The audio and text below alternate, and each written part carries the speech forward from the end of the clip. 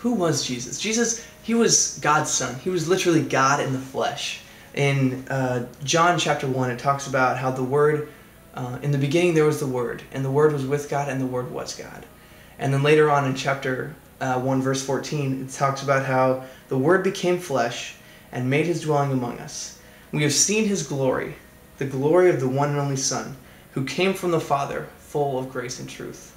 And so this is talking about Jesus, how when it says the Word became flesh, it's saying that Jesus became a human, and that he did this so that we could see his glory. And then later on in Luke chapter 19, verse 10, it says, "For the Son of Man came to seek and save the lost." And so this sort of paints Jesus, his life as a picture of him being a shepherd and us being his lost sheep.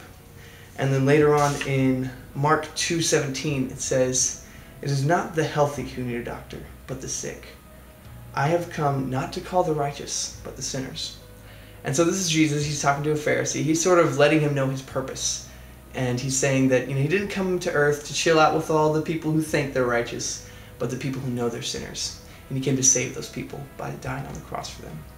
And that sort of leads us to the big famous verse, the one that everybody knows, the one that's on the bottom of the In-N-Out cup, John 3:16. "For God so loved the world that he gave his one and only Son, that whoever believes in him will not perish, but have eternal life."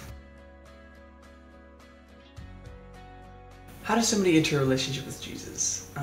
I think it's just how normal people enter a relationship with each other, through conversation. In Romans 6:23 it says that if you confess with your mouth Jesus is Lord and believe in your heart that God raised him from the dead, you'll be saved. And I think this is just crazy that just by believing, just through prayer, that we get to be saved. We get to spend eternity with God in heaven.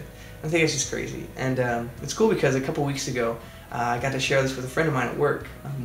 We had got on the conversation topic of God, and he knew that I was a Christian, and he just wanted to know what I believed. So I told him a little bit about who Jesus was, and my relationship with him, and just how I knew that I'm not a perfect person. I've done my fair share of sins, but because Christ came and died for me, and I asked him to forgive me, I don't have to die for my sins, and I get to spend eternity in heaven with Jesus. And it's whenever I share the gospel with somebody, I like to use this illustration. It goes a little something like this. It's called the bridge. Now, the bridge, here's how it goes. In the beginning, God created us, but we sinned and we caused a separation between us and God. And we go through life and we sort of sense this separation. And we try to bridge that gap on our own by doing good deeds, living a moral life, even being religious. But the Bible makes it very clear that all these things fall short. And there's worse news. The wages of our sin is death. But it's not all bad news, because God loved us so much that he sent his one and only Son to die for us on the cross. And that bridged the gap between us and God. And now it's not enough for us to just believe this or know that it's true. Each one of us has to make the choice to cross the bridge and be with God. And we do that by asking God to be our forgiver and leader for the rest of our lives. And that restores our relationship with God. Who am I? This is who I am. My name is Poush. I've been attending a church called Palm Valley for about 7 years now. I've served in lots of different ministries over there. I've started out and set up a teardown when we were a mobile church. And then I moved to nursery, and I was in toddlers and 4th and 5th for a little while.